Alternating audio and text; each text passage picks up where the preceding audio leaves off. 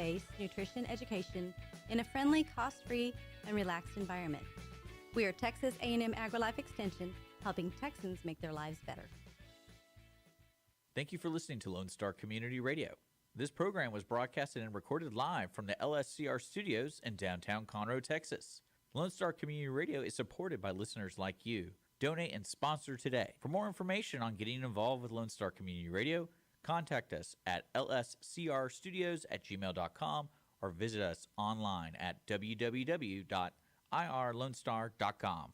You are listening to Lone Star Community Radio, a 104.5 KCZW LP Conroe and 106.1 KZCC LP Conroe, and worldwide at irlonestar.com.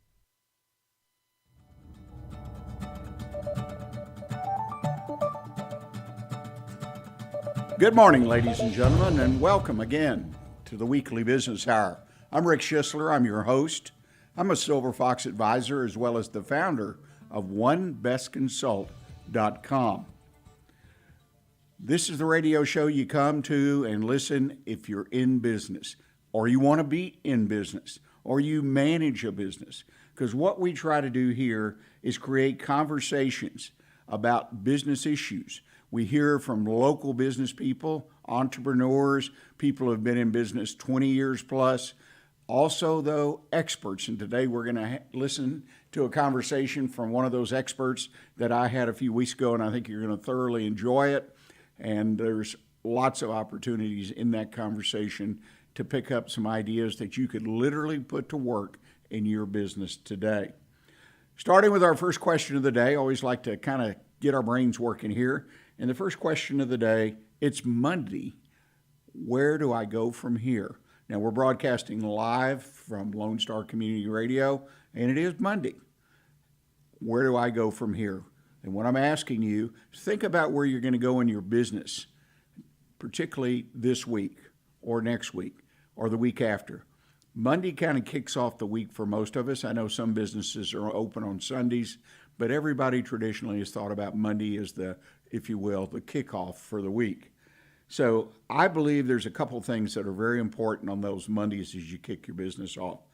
Is always enter the week with a plan. Now, that can be a plan that you've scratched out on a piece of paper, could be a things to do list, it could be something you just have in your head. But the idea is that when you come into your business, whether it's on site where you live and you have a home office, or you walk in the doors, you unlock, turn the security system off, whichever it is, right, have a plan of what you hope to accomplish today, Monday, and later in the week. At least plan out that far and have some general idea of where you really want to go. And the second thing is, and this is just really important, because most people, if not all, have struggled with this. And the problem is that you don't leave any slack time. Slack time meaning time where the unexpected comes up, because the unexpected always happens. So we end up jammed up and things are a mess, and we're frustrated because we keep trying to catch up with things and we just can't get there. So I think it's important, leave some slack time in your schedule. Don't book appointments back to back to back to back. Don't have goals that are so many in number or so extensive in the time they require that you have to book yourself out for 10 hours and you have an 8-hour day. So think about those things. Enter the week with a plan, an idea where you want to go. Even set a couple goals or one goal, because a sense of accomplishment, getting to that goal is a great way to keep your personal energy, morale up. And let me tell you, that always transfers to the people who work with you, who supply you, and who do business with you. I want to remind you that the show is broadcast live right now on Facebook and YouTube. Just go to either one of those and look up the Weekly Business Hour page, and you can connect live, watch, and listen if you choose to. And also to remember, emails, contact us, talk to us, let us know how we're doing here. If you have a question about your particular business, I love to get those. And we respond to some of those on the air like we're going to try to do today. We call it our mailbag segment, and I have a great question that came in this past week. So reach out to me. It's simple. Address your email to that's the number one, bestconsult@gmail.com. Onebestconsult@gmail.com. Love to hear from you. Well, today, as I mentioned, we have an expert. I had a conversation a week or two ago with Mary Marshall Forrest. She is part of the ownership group at the Forrest Performance Group. She actually owns the business with her husband, who was a guest, I guess, back in May.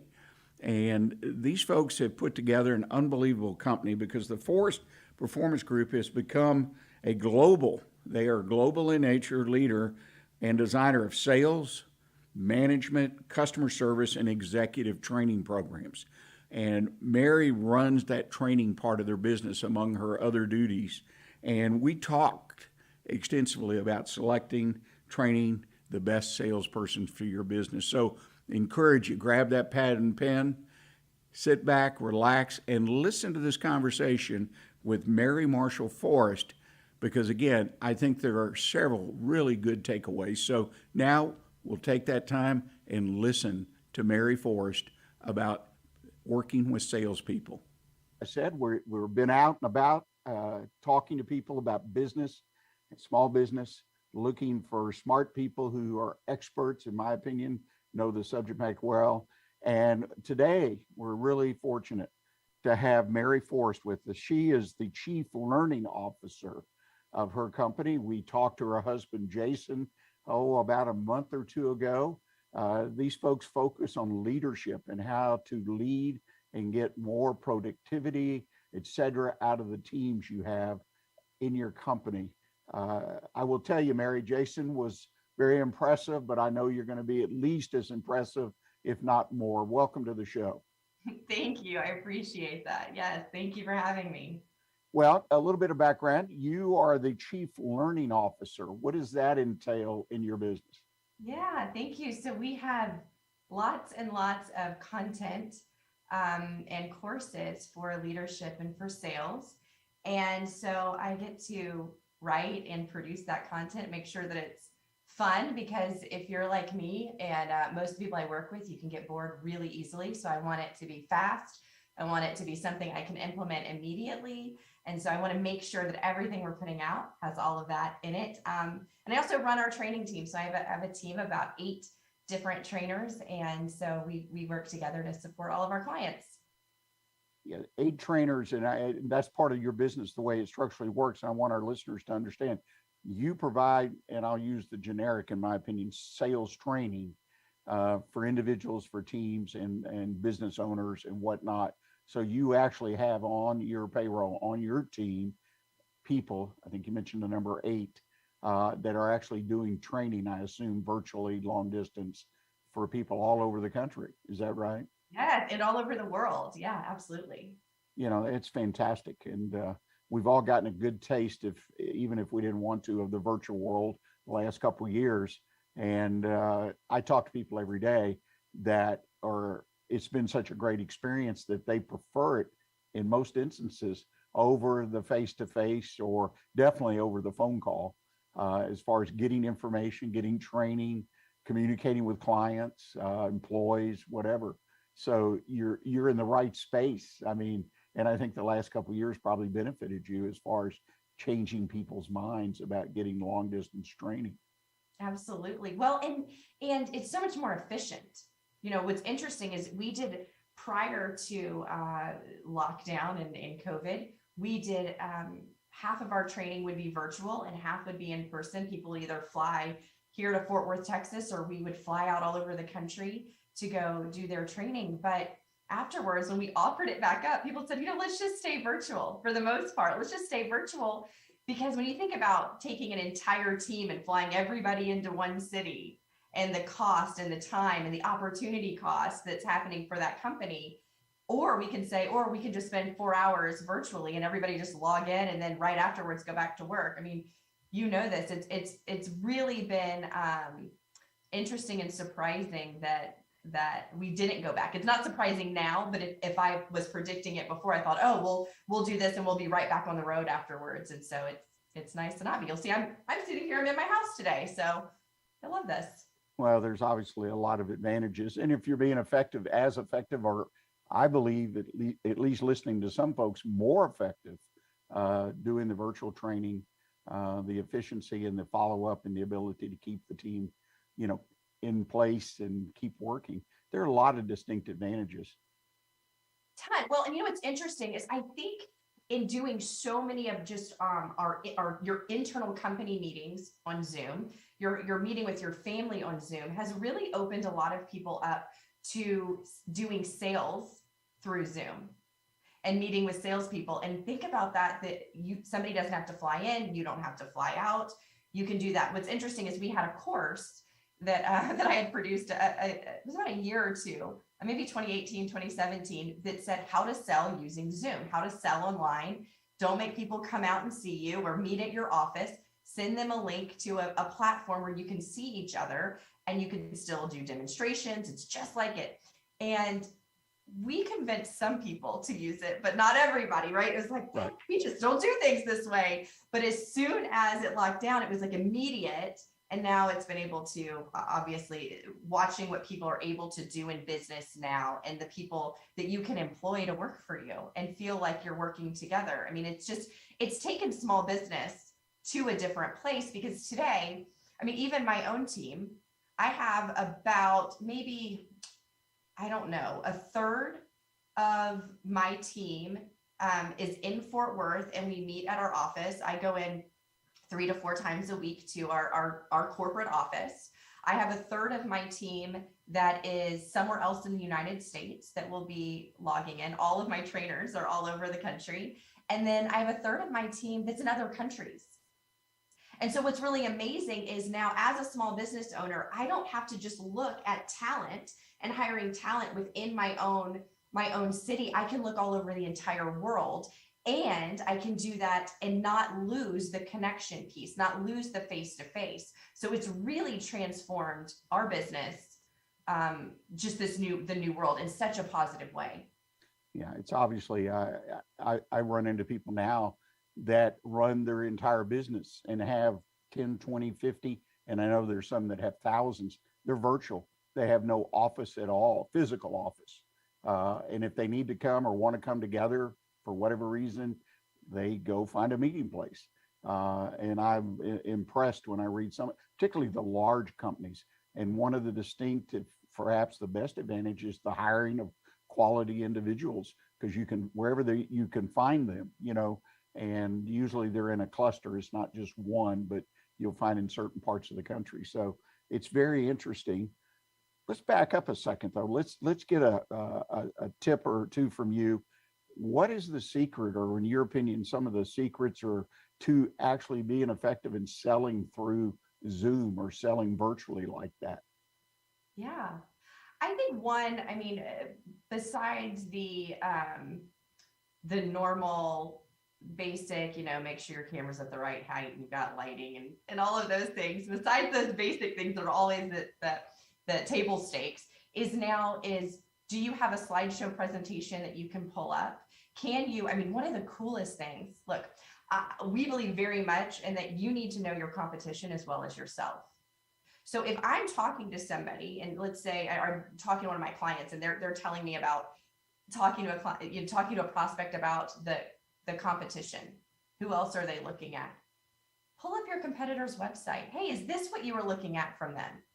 And if you know it, and now I can really be an advisor to you, and I can tell you apples to apples, my product or my service to the competitors, because I can see exactly what you're seeing. Or, hey, you're really like this.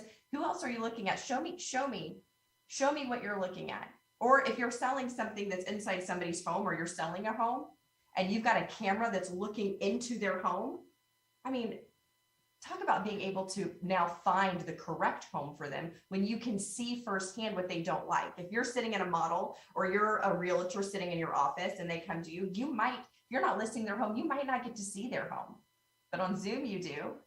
Or their office, and you're selling office furniture, you're selling something to them. Hey, show it to me. Pick up the camera. Let's walk around. Let's go take a tour. So we have that where you can see their space if you sell something that's in their space.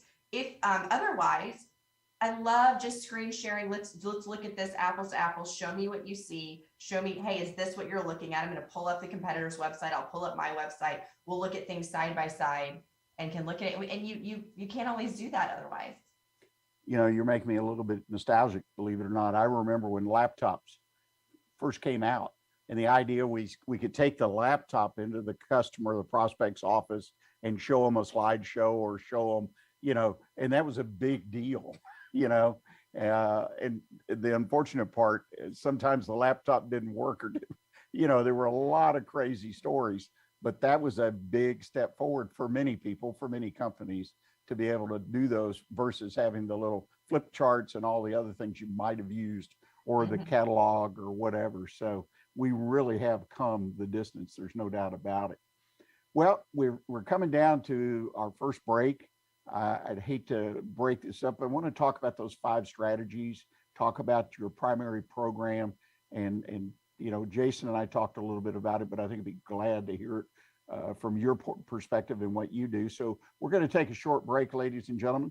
And when we come back, we're going to continue with Mary Forrest, the Chief Learning Officer, and see what we can learn from her. Not to be too corny. We'll see you in just a moment. Thanks. Lone Star Community Radio is looking for those who are interested in hosting their own talk show, with monthly and weekly slots available in Conroe's FM 104.5, 106.1, and on irlonestar.com. Start your own podcast, create your first YouTube channel, and be on TV. Contact Lone Star Community Radio online at irlonestar.com or call the station message line at 936-647-3776 to take your first step into the radio world. Health Center Southeast Texas is a federally qualified health center. We accept Medicare, Medicaid, and most major private insurances. For our self-pay patients, we have a sliding scale discount program available. Our health centers have qualified providers and staff striving every day to provide the best quality of care to our patients. Services offered are family medicine, behavioral health services, telepsychiatry, and pediatrics. We have 4 area locations. Look up the Health Center Southeast Texas online at hcset.com. Ladies and gentlemen, we're back with you. Appreciate you staying with us, and we're going to continue, I think, a really interesting discussion with Mary Forrest, the Chief Learning Officer. You have a basic program. I call it basic, the big program that you folks bring to the table. I've looked through the book. I mean, it's very powerful. Let's talk about it. Kind of walk us through the strategies. I'm a small business owner and I want to learn more about what you have. Talk to us and tell us what we can expect and how you get people to become better in the sales area. Yeah. Well, Rick, I want to tell you, I know you have some connection to TCU, and I graduated from TCU, and I remember my final semester at school, I had finally made the dean's list, and I was so excited about this. So I came and I told one of my teachers, and this was not a teacher that, you know how there's teachers in your lives that see more in you, that see, you know, really believe in you and see what you're going to be before you become that. And I had a lot of those teachers at TCU, but this isn't one of them. This is one that really saw the worst in me. And I told him anyway, I said, did you see I won the dean's list? And he said, well, yes, Mary, I noticed, and I thought it was curious, your keen eye for the minimum standard. And what he was saying was, you needed a 3.8 to be on the dean's list, and I was a 3.8000000, like barely skid in to make it. And at that point, you know, I was a little perturbed by his comment, but I thought about it for a while and thought, okay, you know, right now what I want to do is I'm going to take all of the judgment and the opinion that this guy has off of me, but let's really look at the observation that he made. And his observation is not incorrect. The observation that I saw the minimum standard and had a keen eye for it. So if I just have that without the judgment, well, that's kind of cool. And I like that about me. And of course, I think it's kind of awesome because, I'm at school, and this semester I was paying for my own school. So I had a job and an internship and a executive position on my sorority and a leadership role for the university. And when I look at that, that's how I see leaders in businesses, especially small businesses. They have to have the keen eye for what I now call the minimum effective dose, because there's not one thing they're doing all day. It's a ton of different things. So what if we could figure out what's the minimum effective dose to get to our goals and be successful in all the different areas? And so that's where it came from, was my keen eye for the minimum standard, was what does a sales leader need to do to get their team, to have their team set up to be efficient and effective and to meet their goals. And that's what those 5 core disciplines are. If we set this up correctly, the rest of it will fall in place. We can do our job, and we can still do all the other parts of our job, and we can still be with our families when we get home and be with our friends and not be so exhausted, and take vacations where hopefully we can turn our phones off for a little bit. That's the idea of it. And so even before we get into the disciplines, the number one thing that I like to share with all leaders is stop scheduling 60-minute and 30-minute meetings. I heard, one of my favorite things, Rick, that you say is about common sense and that it can be taught. And I love learning things where I go, oh, how did I not know that before? How did I not think about that? And so when I first thought and heard and changed my meeting schedule to, I'm going to have 50-minute meetings or 25-minute meetings. And that way I'm not late and I'm not playing catch up all day, and I'm not using that terrible term of putting out fires. And I have time to get a drink of water or to go to the bathroom or to eat a cracker before meetings. It just starts to change everything. Just because I've got 10 minutes or 5-minute buffer. So I'm on time to everything. I'm prepared. But how do you set up, Rick? Are you a 25, 50-minute person, or how do you set up your meetings? Well, I was raised during a time when it was a change from meetings to an aversion of meetings. So we went through where the corporate, just almost like a national thing, it kind of went through the country in a wave. Just what can you do to avoid a meeting? Of course, that took you to the one extreme, and so it fell off. And then it came back to, how can I make these meetings, more effective? Like everybody stand up, nobody sit down, all those little crazy nuances. And I can't tell you how many stories I read and in several books of way different people sought to make their meetings more effective. But I love what you're saying, because all of us know when we go into a meeting or we meet with a client or we meet with an employee, whatever the scenario is, if we're relaxed, and that's really what you're saying, is we've had a chance to take that breath, so to speak, maybe not figuratively, but the idea, and when I sit down and I'm relaxed, I'm a lot more effective. I'm a lot more on my game, right? And that's what it's about, in my opinion, by not jamming yourself up, running, screaming down the hall, to get your next meeting. That's what we did when we went to high school and we had to get between classes, right? Because we wanted to talk to everybody, but we had 5 minutes or whatever it was. I had a granddaughter tell me now it's 3 minutes. I said, my gosh, do you wear tennis shoes and sprint and don't dare stop? So anyway, but no, that's a wonderful point. And I can see how effective. In my case, it was just the fact that I didn't schedule so many meetings and I didn't do back-to-backs and so on and so forth.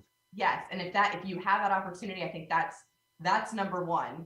But yeah, we are back in a place where they are just so many meetings are being put on people. Now we're trying to go back the other way. Jason was just telling me the other day, he's heard this new trend of like no meeting Wednesdays, and the pendulum keeps swinging back and forth. And so absolutely. And once you have that and you can breathe, but it's now looking at just the structure of these different areas. And for me, always starting with when we onboard somebody. When you bring somebody into how do you set them up to win? And so what do they need to do? So that's the first discipline. What do they need to do? What do you need to see from them in their first 7 days, in their first 14 days, 30 days, 60 days, 90 days, and have that planned out. One of the things when I'm working with leaders, Rick, is I see there's this internal turmoil that comes up a lot of, this person's not performing for me. Is it me? Have I not put in enough time? Have I not trained them long enough? Have I not done my part? And so what happens a lot of times is an employee will end up staying way past when they should have, because there's a guilt sitting on the leader because they have so much to do that they're worried that they didn't put in their part. So let's give the person another 30 days, another 30 days. Now, all of this 30 days is in their head. It's not something that's shared. And so a lot of times when I ask somebody, when a leader is letting go of somebody, I'll say, when did you know? Usually it's months ago. What happened? Well, I didn't know if I'd done enough. And so as a gift to the employee, a new hire that we have, and as a gift to the leader themselves, a gift to themselves, is, do you have a plan of what does this person need to accomplish, be able to do in 7 days? So that you have these milestones along the way where you go, okay, they're there. And I know here's my part. When I'm planning it out before the person starts, before they're hired, before they're interviewed, here's what I'm going to do. And I know when I do this, that I've done my part. I'm all in with them. And now we let them bring that on and do their job. We both feel good about it because they also have wins, especially when we're hiring in sales. Because salespeople, they get an adrenaline rush and they get excitement from the kill, from the sale, right? So they just got one and getting the job. They got the job, boom. They have the dopamine, they get excited, they're now all in. Well, if we take 90 days to train this person, we give them no feedback, we don't allow them to sell for 90 days, they get weak. We know that. The best time to sell something is after you sold something. We need to keep the momentum up. So we want to have these wins for them along the way that keep them motivated and energized, so that when we do release them to sell, they're not having to work themselves and pump themselves back up to have the energy to go do it. They're still riding on the momentum of succeeding, a win. And now I'm actually going to sell to win. So it's a beautiful gift for them. It's a beautiful gift for us because we know very quickly that they're going to make it or not make it. And the reasons for 90 days, and I like it for all positions, but there is research for sales that shows that what somebody is producing at 90 days, there's an 80% correlation to what they'll be doing at 12 months. So if you aren't happy with a salesperson at 90 days, and if you need them to do more than 20% more, you need to get rid of them right then. And so that's where that 90-day mark comes in. You know, I use that in business, and I train people the general concept. And I had with the core family business, over 50% of our employees worked a retail service counter. So they were people you were hiring for basically minimum wage. There was lots of turnover, which we were able to reduce over a period of time. But one of the key tools was doing somewhat what you just said. We had a 90-day program at 30, 60, 90. We even had questions, and we had to get managers, on-site supervisors involved in it as well. And so I had them fill this out with the employee every 30 days. And certain skills, have you been told this? Do you understand? But the key to that was, and when I interview somebody, if I'm on an interview team, my last question is, at this point in our interview process, what is your biggest concern about the job and our company, whatever it might be about this position? And that's where I learn what's in somebody's head. And also, most of the time, they just sort of shrug their shoulders, right? They're not ready to respond.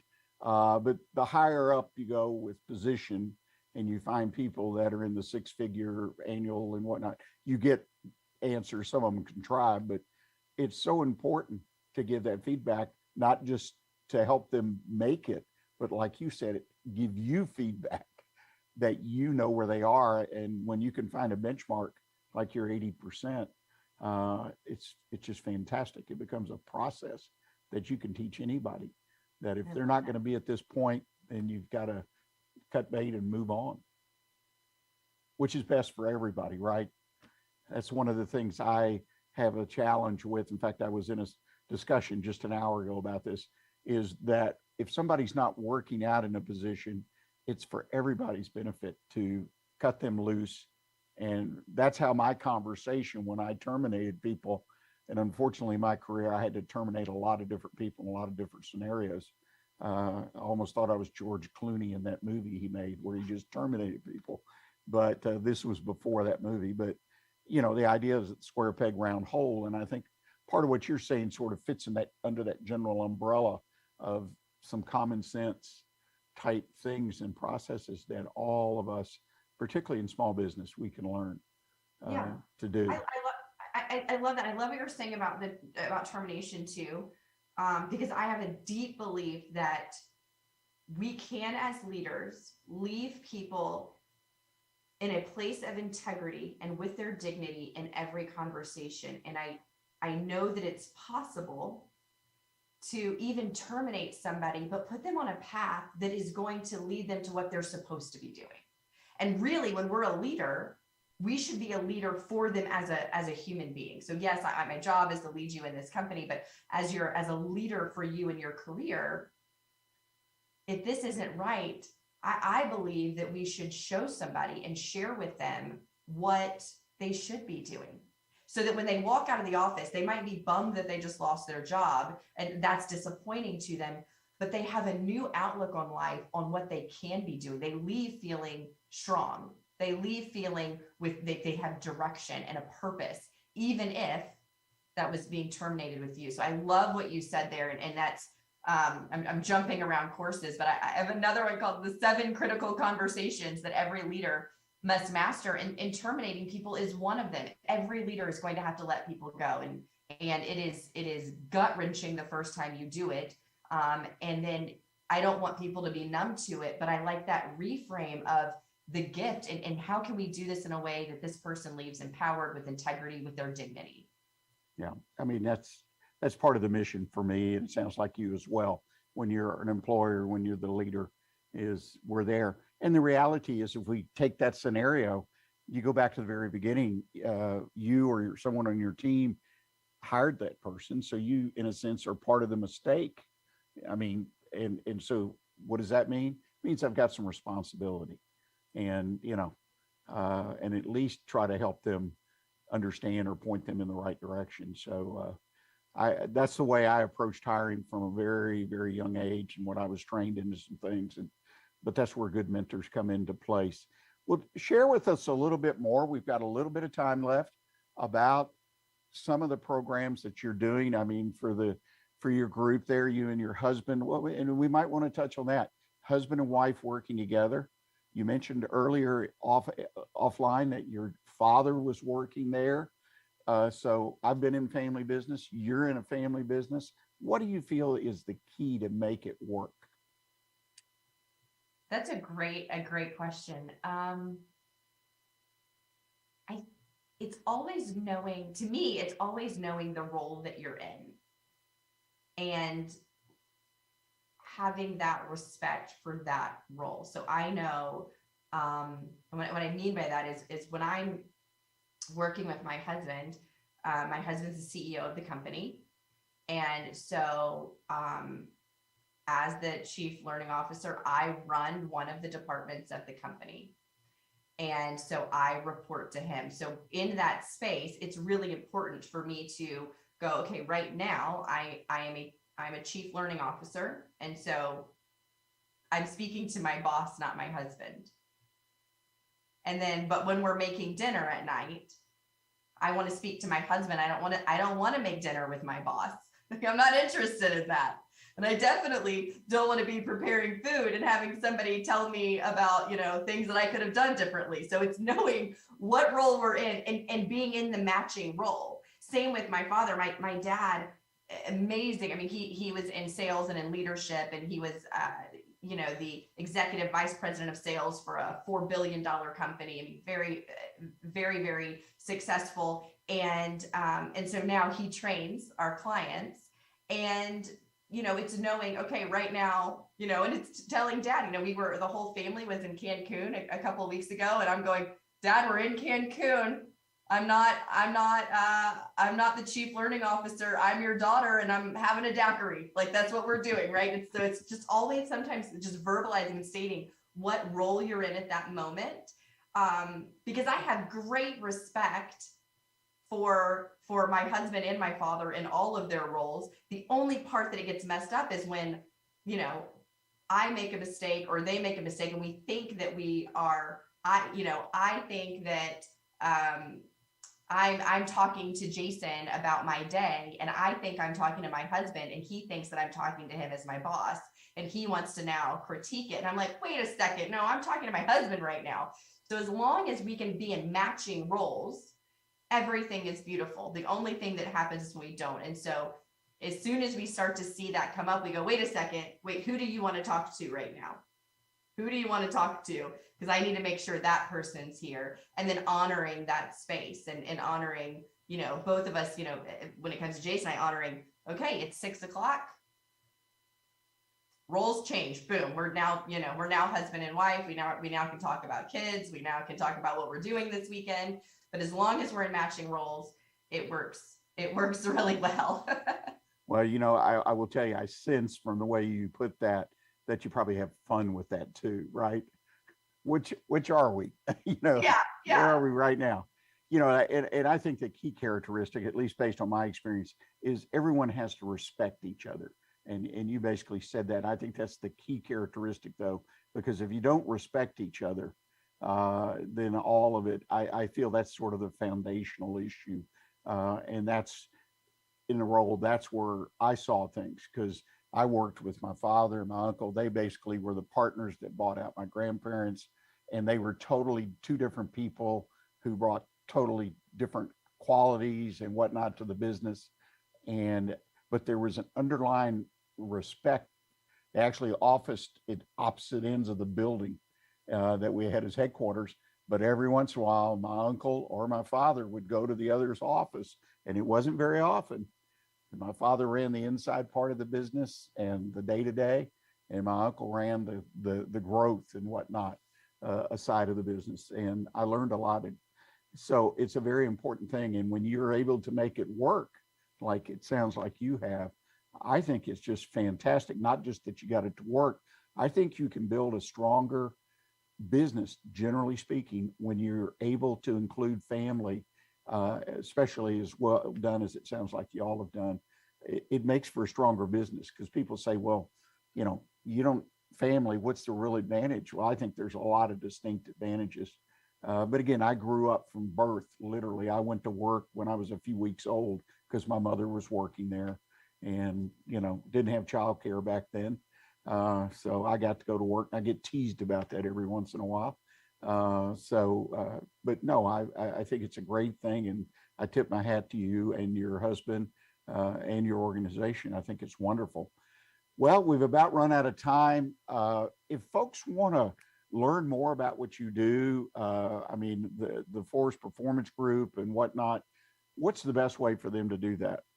Yes, just right online. Our website is FPG, forrestperformancegroup.com. So fpg.com. And we have a whole course catalog of different sales courses, leadership courses, and executive courses as well. Well, I encourage people, as I did when I visited with your husband. You're both very dynamic people and very smart people, as I like to say these days. So I encourage our listeners to this live, as well as the podcast and video cast that'll be posted, to look at that website, and you will find things, courses and information that will help you. Mary, I appreciate you taking your time today. And I'll be frank with you, I'd love to have you come back and maybe take one of those courses or two for a short period of time and just kind of walk us through some things. And maybe from time to time we can do that and keep talking about building better sales leadership and all the things that go with that. I'd love it. Thank you, Rick. Absolutely. We all take care and enjoy your summer. Thank you. Lone Star Community Radio is looking for those who are interested in hosting their own talk show, with monthly and weekly slots available on Conroe's FM 104.5, 106.1, and on irlonestar.com. Start your own podcast, create your first YouTube channel, and be on TV.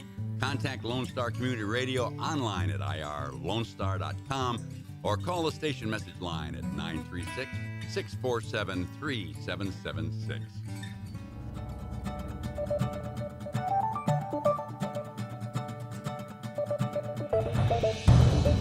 Well, ladies and gentlemen, Rick Schissler, the Weekly Business Hour, you're listening. I hope you enjoyed our conversation with Mary Marshall and Forrest, get that last name in there. And I hope you walked away with what I suggested was there. There are several nuggets or several ideas that she offers and the things they teach in their classes, training. I encourage you to check out their website, fpg.com, Forrest Performance Group. Get more information. Also, her husband wrote a book about the sales warrior. It's called The Sales Warrior. It's a wonderful book that can kind of kick you into thinking about sales because, let's face it, all businesses start, at least in the beginning, the first thing you do is make a sale. So second thing is you deliver the product or service, and on and on and on. So again, thank you to Mary for joining us, and hopefully we'll have her and her husband back in the future because I think they offer a great bit of information that is helpful to any of us that are in business. Had a mailbag item come in. I want to share it with you. I've been doing that quite a bit lately because our email activity has picked up quite a bit. And interesting questions. I mean, when you think about businesses throughout the country under the pressures, some real, some not so real, but inflation, talks of recession, the negativity is so thick you can cut it with a knife, political situation, what's going on around the world, the supply chain is a disaster, particularly in certain businesses and industries. But this question came to us from Debbie. Debbie M. is interested in understanding more about the vision statement. Now, the vision statement to me it's one of those academic exercises. In some quarters, at least, they don't think you need a vision statement, and what does that mean? Vision statement. But she wrote in, and she basically asked the straight-up question, I have a vision for my business. How do I refine it so I can share it with my employees and others? And I think Debbie's on the right path on this vision statement, because if you own a business today, yesterday, you're starting a business, you've owned it for 20 years, you have a vision. If you stop and think about it, if you don't already know what it is, you have a vision for this business and what it should mean to your public, to the folks who do business with your customers, clients, and whatnot. And I think it's kind of important. I don't think you have to spend a great deal of time. Larger corporations do, and I get that. But I think it's important to try to take that vision and put it in what I call a simple but high impact statement, so that when someone hears that statement, particularly customers, clients, they read it, they know where you're trying to go with your business. And so what I want to do is respond just very quickly to what Debbie said. How do I refine my vision statement? And if so, how do I share it with my employees and others? Again, I think she's really on the right track. Here's some examples of current vision statements. These are all bigger corporations, but give you an idea of what a vision statement looks like. Amazon, this is part of theirs, to be Earth's most customer-centric company. That's just part of it. Google, to provide access to the world's information in one click. IKEA, to create better everyday life for many people. Microsoft, to empower every person, every organization on the planet to achieve more. Now, let's take a quick look at that. to empower every person, every organization on the planet to achieve more. What's Microsoft about? It's about computers, software particularly that run computers, that run IT systems, which are getting more sophisticated, which are, we're even into IA and intelligence and operation and robotics, and all these things fit under that statement, because every person, every organization to achieve more. To me, that's a very, very powerful statement. Now, again, if you don't know the products and services offered by Microsoft, you kind of get that, well, so what? But when you match that statement up what they do, that really is a powerful message. And most of us know what Microsoft does to some extent. So they want you to read here that statement and know what Microsoft generally is about. I think it is a good exercise, again, for every business to develop their own vision statement and, put simply but impactful, and share it with their employees, talk about it, explain what it means to you as an owner, what your expectations are. And of course, this gets distilled down to actual daily work practices, processes, what you're looking for in employees, what the expectation. It could go on and on and on, and it should. But start with the vision statement. What is your vision for your company? And if you need help, reach out to those around you, senior management, or you've got an outside mentor, people in business, banker, lawyer, accountant, people you trust that work with you, and bounce it around a little bit. And you'll be amazed, I think, because I've been through this with a number of clients, what you come up with and how well that you'll be able to define your business. And then the second step, just as I told Debbie M., is to share it with your employees, make sure they understand it, as well as your vendors and your customers and clients. It's really a valuable exercise, and one I encourage, even if you're a solo entrepreneur, that you spend a little time on. Finally, today, I want to wrap things up with my tip of the week. Every business needs a strategy. I talked last week about strategy. We kind of ran out of time, but I think that every business, even that where you're in business for yourself and you're the number one and only employee of the business, you need to spend the time, somewhat like the vision statement, to build that roadmap, if you will, of where you're going to go with your business. There's just so many advantages and so many positives of doing that, because as the owner, you control it. You build the strategy so it should fit your business. That makes sense. It makes sense if you have employees to share it with them, share that business strategy. I'm not talking about a multi-page document necessarily. It can be as simple as a single page or a half a page. The more pages you have, the more in depth you're getting into the strategy, how you're going to execute it, what your expectations are, what results you're looking for, what are the goals. But a basic strategy is really all you need. Bigger, thicker, if you will, more pages of paper or more pages on your computer are for more complex businesses, right? They have a number of people, they're broken into departments. They have clients that, they have a number of products and numbers of services. So as your business does more things and offers more, the business strategy by necessity gets to be a bigger project, gets to be a bigger thing to work with. There are three basic components you need to consider: the strategy itself, the structure, how it works, what is your structure, and then, of course, the execution. You have to have a good understanding of the market, the size and key competitors. What does the current market look like? So you build a strategy that lets you be competitive and directs things in a manner that you will be successful in achieving the results that you are looking for. It's very, very important that you have a solid understanding of your market and what you're doing in that market and where you want to go in that market. It's important for other reasons other than strategy.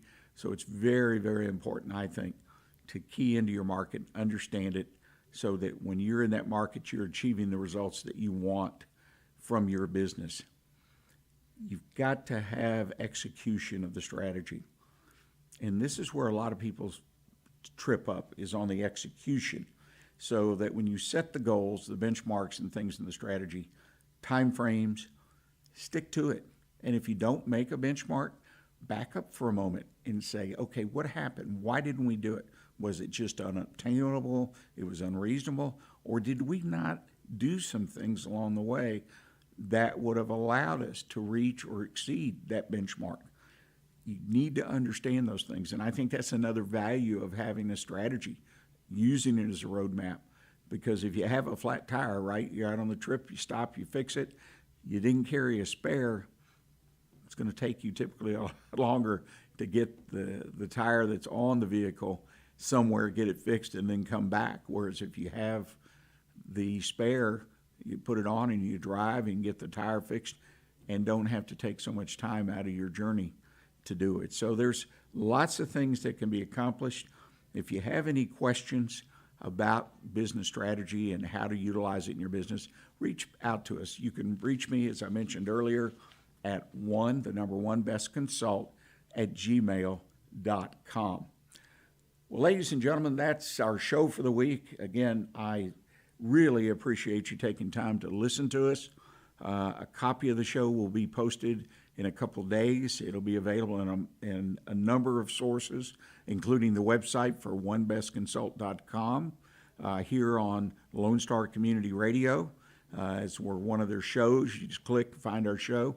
Also on Facebook, YouTube, and so on and so forth. I encourage you, if you missed something or you want to re-listen, go there. And if you can share it, I deeply appreciate it. Share it with someone you know in business that could benefit from some or all of the show, because we're adding listeners every week. So we must be doing something right. Again, thank you to Mary Forrest for joining us and sharing just fantastic information from an expert on training, particularly with sales management. Lots of words of wisdom there. So thank you, Mary, for doing that. And check out their website at fpgforestperformancegroup.com.